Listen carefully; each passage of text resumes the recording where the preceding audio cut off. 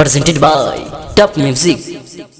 अकाल मृत्यु वो मरे जो काम करे चंडाल का, काल भी उसका क्या बिगाड़े जो भक्त हो महाकाल का। कालों के काल महाकाल के दीवाने हैं। म्यूजिक बाय डीजे विकास विद्या। कालों के काल महाकाल के दीवाने हैं। भोले बाबा के बिना जी नहीं पाते हैं, गांजा भांग का भोग लगाते हैं। भोले बाबा के बिना जी नहीं पाते हैं, गांजा भांग का भोग लगाते हैं। समझो तो आगे हैं हम, समझो तो पानी है। कालों के काल महाकाल, कालों के काल महाकाल के दीवाने हैं। कालों के काल महाकाल के दीवाने हैं। कालों के काल महाकाल के दीवाने हैं। कालों के काल महाकाल के दीवाने हैं। म्यूजिक बाय डीजे विकास विद्या।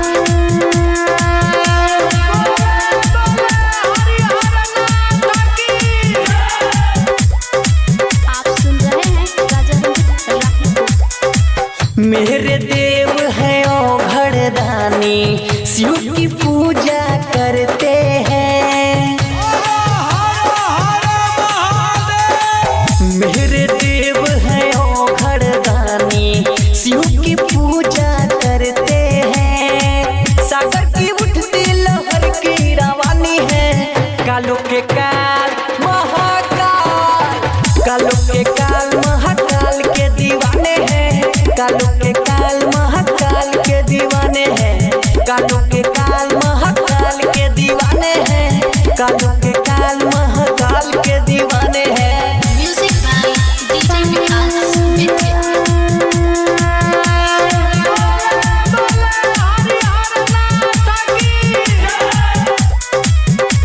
आप सुन रहे हैं राजा रंजीत राठी को। तन पे अपने भस्मी लगा के सजते हैं हम, संवरते हैं।